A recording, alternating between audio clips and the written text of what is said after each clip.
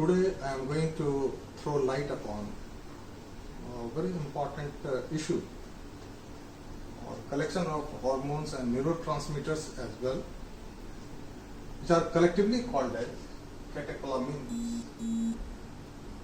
So catecholamines are three important hormones and neurotransmitters are there that will be dealt in a stepwise manner, and I will try to show you how synthesis takes place and the site of synthesis, like adrenal medulla and substantia nigra of brain, and adrenal medulla is one of the endocrine gland of the body. So they will be dealt in this section.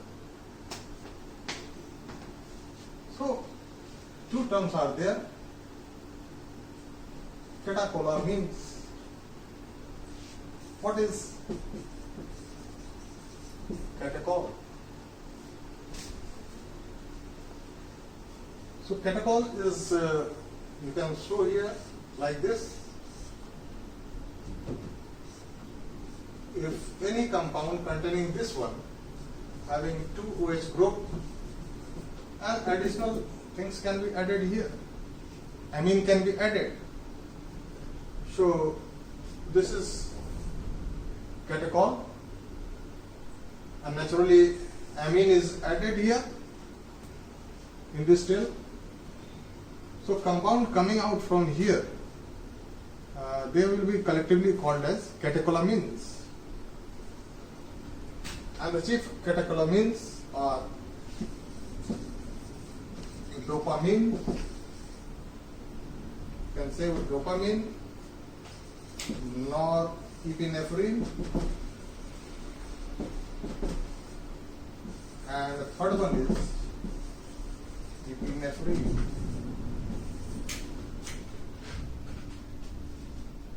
This is also called, can be written as noradrenaline, and this one as adrenaline.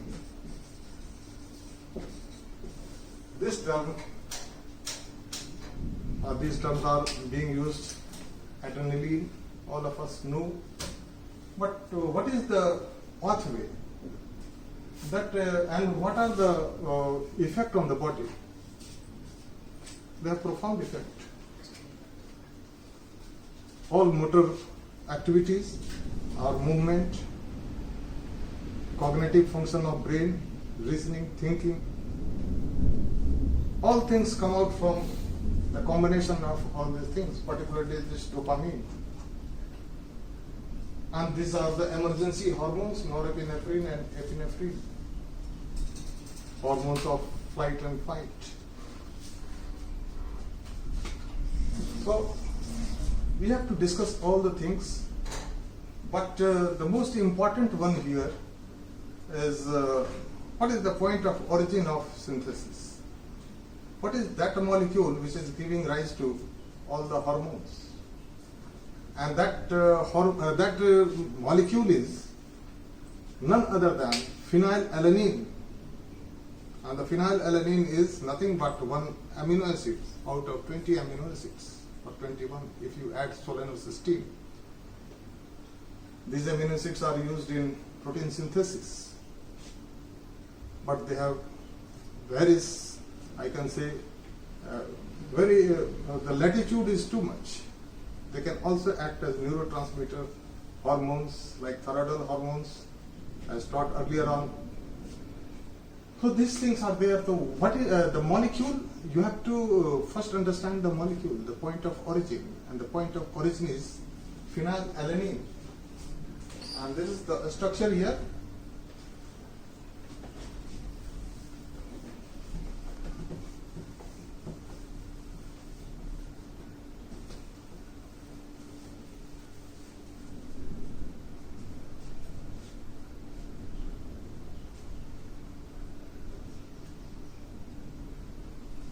So I am going to write the structure of phenylalanine.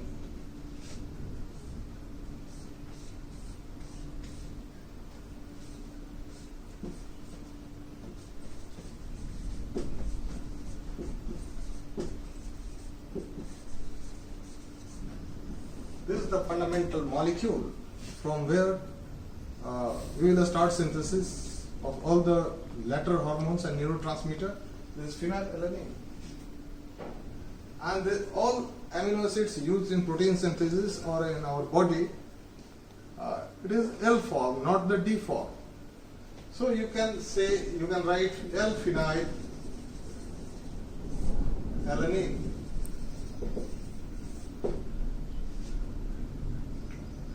So now I start the synthesis and the enzymes required for it in every step. That we will see elaborately in this session. This phenylalanine, as you know, it is one of the essential amino acids. It is not only the group of 20 amino acids as such, although it is part of that one. But this is essential amino acids, one of the essential amino acids. Altogether 8, you can say 9 also there.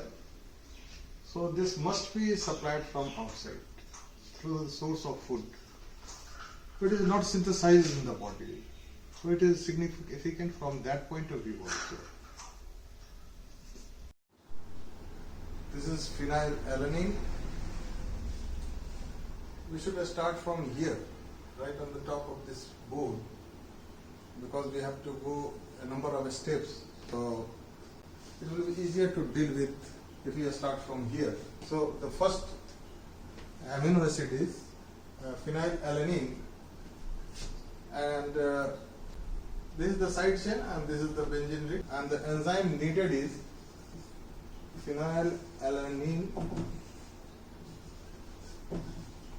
hydroxylase. This is hydroxylase is being used here. Phenylalanine hydroxylase. So one OH group will be added here.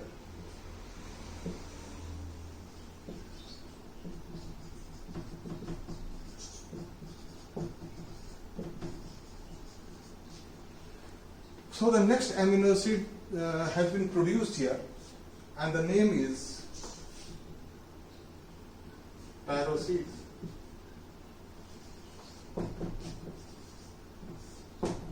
This is the first one, and this one is the second one. And this amino acid is known as tyrosine, the next step.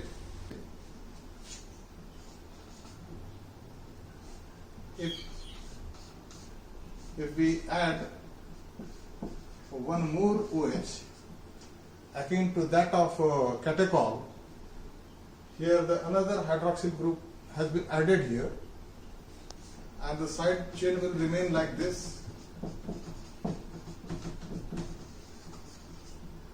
and the enzyme needed is tyrosine hydroxylase. This is known as tyrosine hydroxylase. One OH group has been added here in addition to this one. So two OH are there, and this is called dihydroxy because two OH are there. So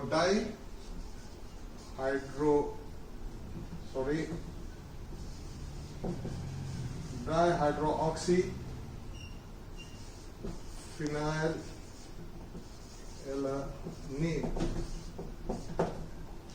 is also known as DOPA.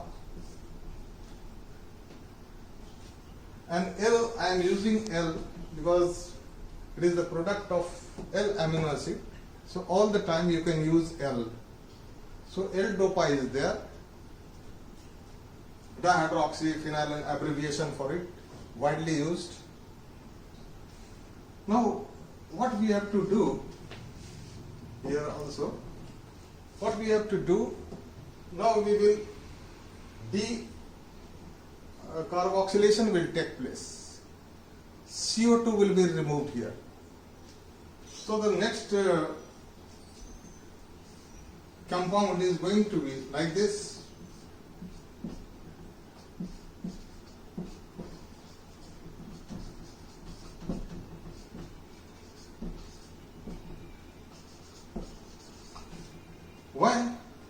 because this CO2 has been removed, and the enzyme needed is known as L-aromatic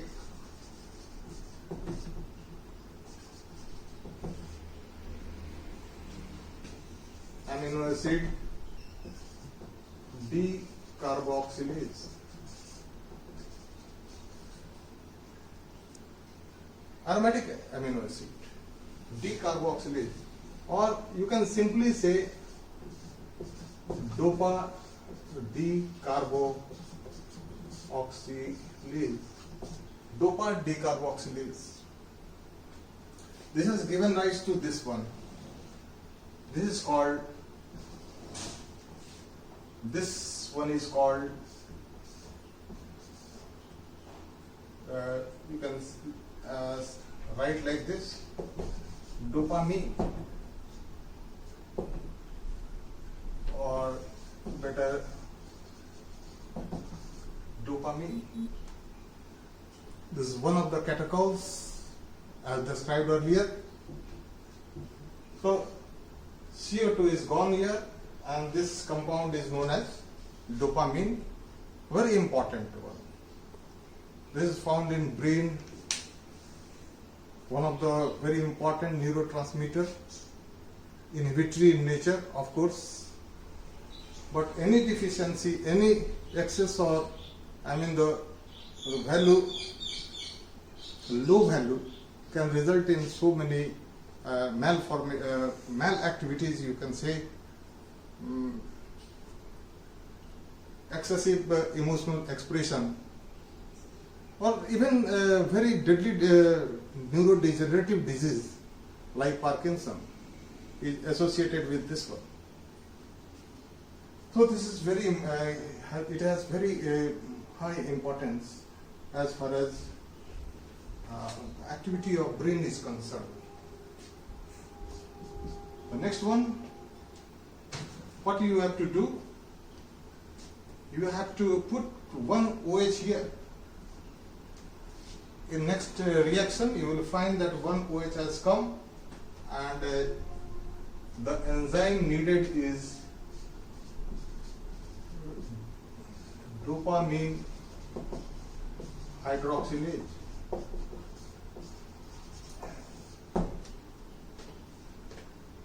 You put one OH here at beta position,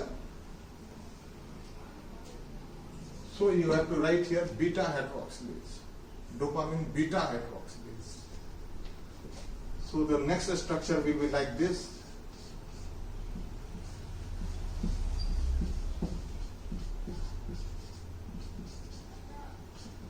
Now, this is the structure. You have to keep it in your mind. This is beta position, and this is CS2, and so this is one of the primary amines coming out here after dopamine. This is called norepinephrine. Norepinephrine, or you can also say nor continuously adrenaline. Both are same. Two terms for the same hormone. It is also acting as neurotransmitter as well as hormone. So we have got two catechols. One is this one, dopamine. Another is norepinephrine or noradrenaline. One more hormone is to come. So we will go back to this one, and for this we will have to just erase the things. I am coming here on the very last step, but you have to remember this one. A slight modification in this one will give rise to the last one, the last hormone, that is known as epinephrine. What you have to do, you have to keep only attach one methyl group here, and you will produce epinephrine. So now I will write the name.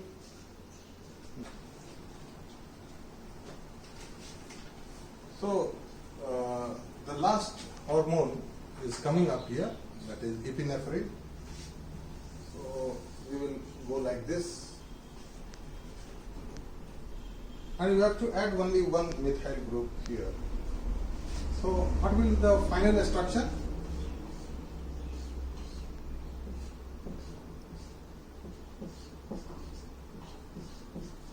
Don't forget to write this OH group here at two positions. Here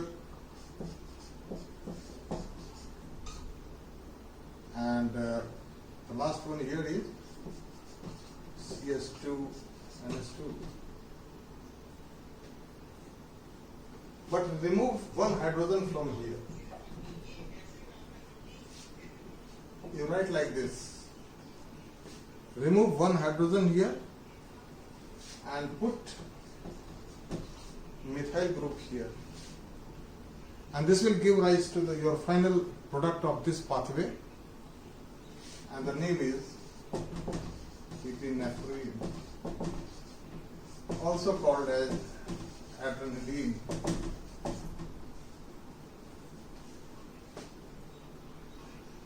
But the enzyme required here is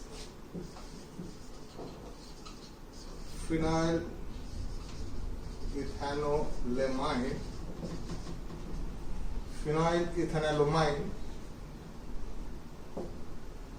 N-methyl transferase. Phenylethanolamine N-methyl transferase. In short, it can also be written as PNMT.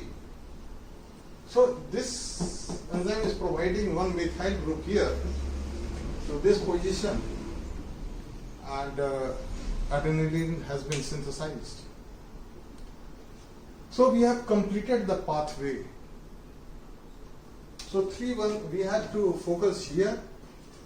I mean this one, the dopamine, norepinephrine, and this one. So this can also be abbreviated as E, and this can be abbreviated as NE.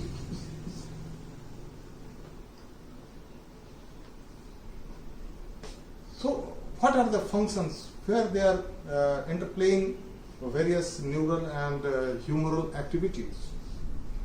By humoral, it pertains to particularly the hormonal activities, and the hormones are like this: norepinephrine and epinephrine. They are chiefly the products of adrenal medulla. This is the product of adrenal gland. If this is the section of adrenal gland, here the chromaffin cells, they are producing these two hormones. So chromaffin tissues are related to, concerned with the synthesis of these two hormones following this pathway. This, we can say here, actually it is here, it is not there. This one and this one being produced by this chromaffin cells. Whereas this one, the dopamine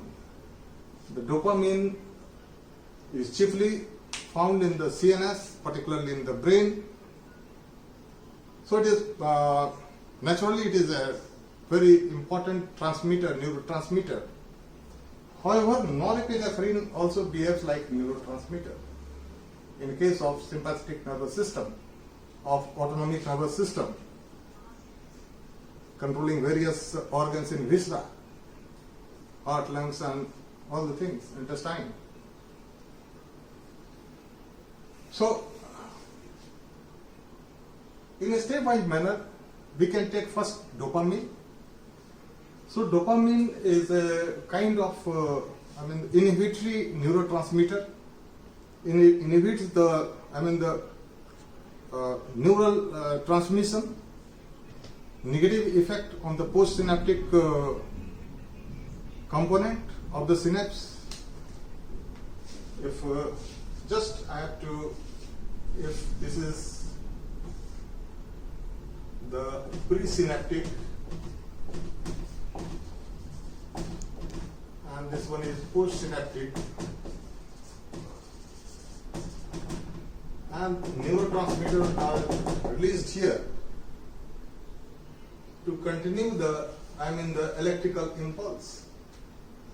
So neurotransmitters are released in the synapse, that is the junction between two neurons, and their function is to continue the transmission of nerve impulse.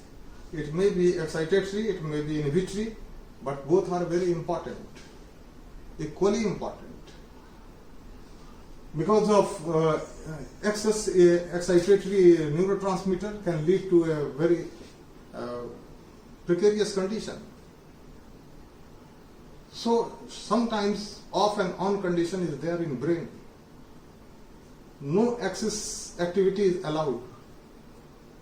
Normal movement, everything is being controlled by motor activity is controlled by this dopamine. And so dopamine is very significant while studying Parkinson's disease. In Parkinson's disease, this dopamine goes down.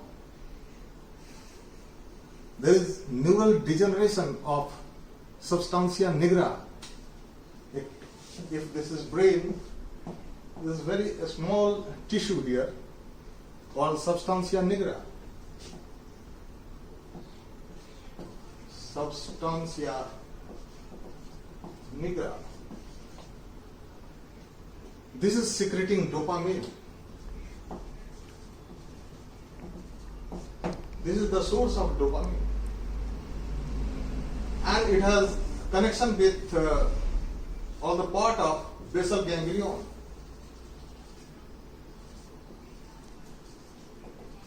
This is basal ganglion and this one is the tissue. That is substantia nigra, chiefly responsible for secretion of dopamine. However, it has profound effect on the main basal gland, the body of basal ganglion. Although it is inhibitory in nature, but excitation is also coming up from acetylcholine. So positive and negative both neurotransmitters are coming up there. To have a coordinated movement, both are required. So if there is any lowering of this hormone, dopamine, it can lead to Parkinson's disease. Many people suffer from it in India and abroad. Maybe in millions and 50,000, US and India. What are the symptoms of that disease? Here the motor activity is totally impaired, slow walking, bradykinesia, you can say. Parkinson's disease.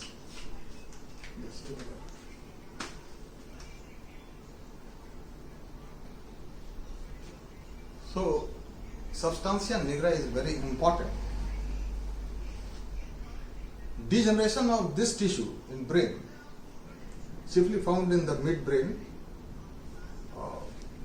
mesencephalon level, whereas the basal ganglion, main ganglion is found in the just lower part of the cerebrum, forebrain, but connection is there. So what happens in Parkinson's disease? It becomes very important.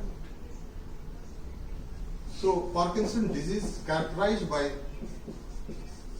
hypokinesia,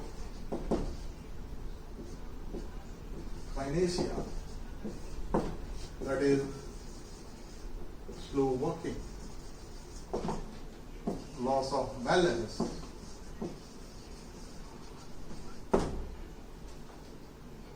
rigidity in limbs, like things, shaking and tremors are also there. Loss of smell you can find. Such things are being controlled by dopamine. Just understand the significance of that word. And the tissue concerned chiefly in the synthesis of dopamine. With the passage of time, it can also lead to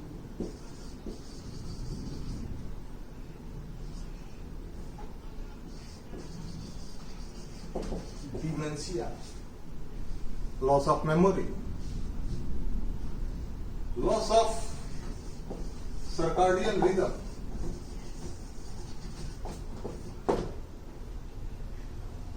sleep disorder. Everything can happen when the dopamine goes down due to degeneration and it cannot be recovered. So the lifespan of such people is greatly reduced as compared to the normal one, but it happens generally in a latter part of the life, that is 60 years or plus. So this happens, this is the significance of dopamine. Just I try to throw light on the importance and significance. So as far as Parkinson disease is concerned, PD, what medicine should be used or what compound should be given to such patients? This is the most trivial one. L-Dopa. L-Dopa is the precursor of dopamine.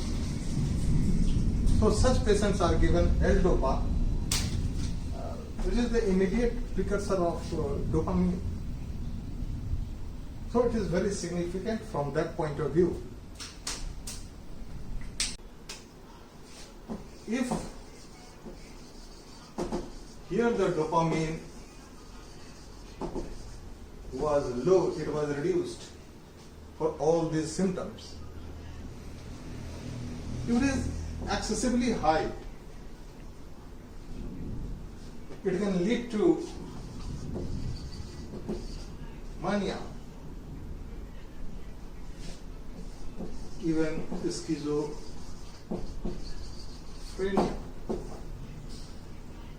Such thing can happen. Person will behave violently.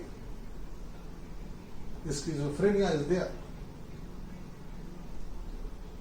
So excess production of dopamine is also dangerous, and lower production can lead to this one.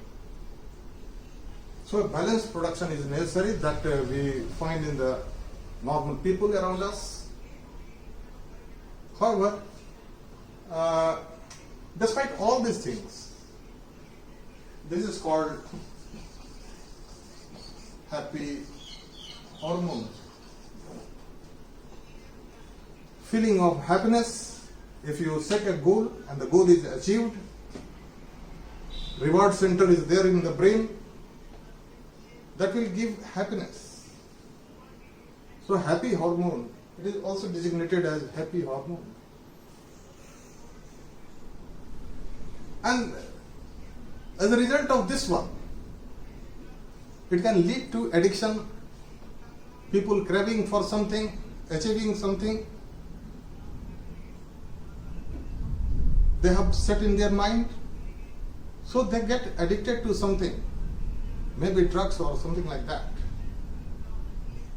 So excessive dopamine secretion takes place in that situation. So doing something or taking some drugs or narcotics or opiating things can have profound effect on the secretion of dopamine. However, it is a happy hormone. So it is the tissue is very little bit of tissue, substantia nigra, but it is very significant. it degenerate, in this case, here Levy body or alpha synuclein, the protein, such things are being aggregated or accumulated in the nerve tissue of substantia nigra. So it is a kind of lysosomal disorder, you can say. It is not able to break all these things. So they are accumulating in the nerve tissue, and they can finally damage the entire substantia nigra. So alpha nuclein is here, synuclein is here, Levy body is here.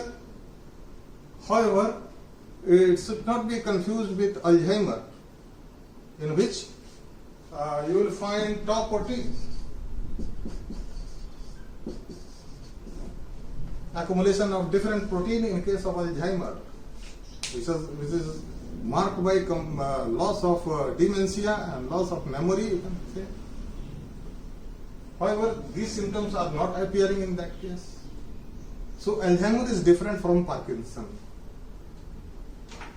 So this was all about the significance of dopamine. So far as norepinephrine is concerned, or epinephrine is concerned, both are delivered by the adrenal medulla, and they are acting all together, but sometimes differently. They can be collectively called as the secretion of sympathetic nervous system. Sympathetic stimulation can lead to secretion of epinephrine and norepinephrine, because the adrenal medulla is nothing, it has been derived from neural crest, a part of sympathetic nervous system. So we have to summarize the function of norepinephrine and epinephrine. This norepinephrine is also secreted by CNS as neurotransmitter. This norepinephrine is also one of the neurotransmitters in postganglionic nerve fiber of autonomic nervous system. Sympathetic part, not parasympathetic, whereas acetylcholine is the neurotransmitter. So it is behaving as hormone as well as neurotransmitter. What are the hormonal functions?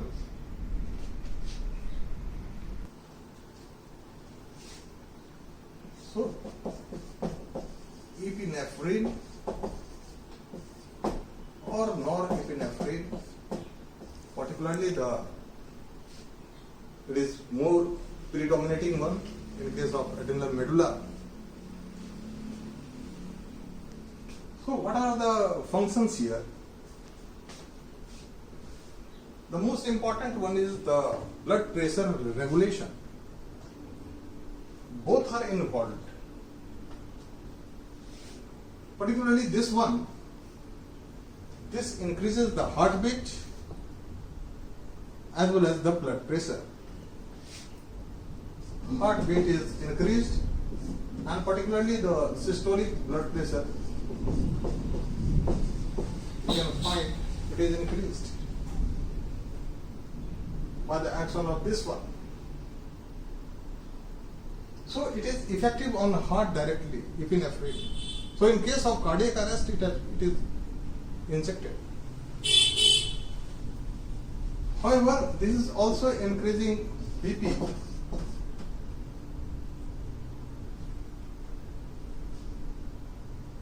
But the phenomena is different. Here, vasoconstriction, peripheral one, takes place with the help of alpha receptor, and this vasoconstriction gives resistance to the blood flow, and the blood pressure rises. this is the story of this one.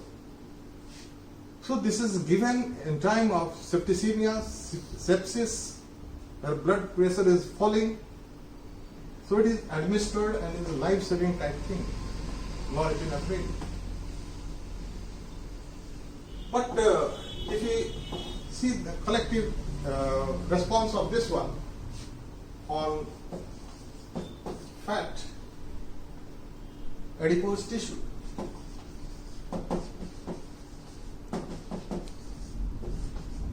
these two hormones can give rise to free fatty acid and glycerol.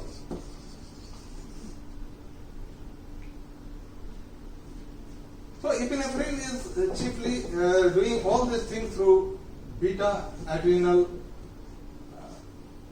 adrenergic receptor. You can say beta AR, here alpha AR, and this is also due to beta AR. So free fatty acid and glycerol, they are released. So breakdown of fatty, the deposited fat takes place. So far as carbohydrate metabolism is concerned, on carbohydrate metabolism, in liver particularly, glycogen breakdown. Glycogen breakdown takes place and it gives rise to glucose. So glucose level is increased. So glucose level is increased during the time of the stress. So these hormones are pumped into the blood when the person comes under some, you can say, unprecedented situation, fear, something like that, more excitement. So they are also called as hormones of flight or fight. Both are the situations where additional energy is needed. So this is all about the various hormones and the pathway. They are of course following the same pathway, but somewhere at some level the synthesis stops as far as dopamine is concerned, and in adrenal medulla it goes till the last one, that is epinephrine. So our body is under control of various neurotransmitter and hormones. So it is better to say whatever behavior or anything coming out from human body or any animal, it is not only hormonal, it is not only neural, it is actually the combination of both these things. So neuroendocrine control of behavior and other activities are very significant. Both are acting in combination. So this was all about today's class. Next class I will take some other topic.